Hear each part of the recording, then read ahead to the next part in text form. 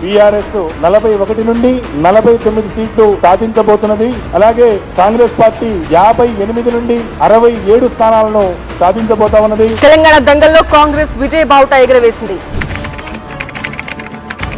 సంక్షేమ పథకాలు అనే దానికంటే కూడా మరి ముఖ్యంగా ఆంధ్రప్రదేశ్లో ఉన్నటువంటి ఓటర్లు సామాజిక వర్గాల వారిగా విడిపోయినటువంటి పరిస్థితి కనబడతా ఉంది. అంటే ఒక ప్రధాన రాజకీయ పార్టీ సామాజిక వర్గాల పేర్లను ఉద్దేశించి నినాదం తీసుకున్నటువంటి కారణంగా ఆయా వర్గాల్లో ఆ పార్టీకి అనుకూలంగా. అర్థం కాలేదా?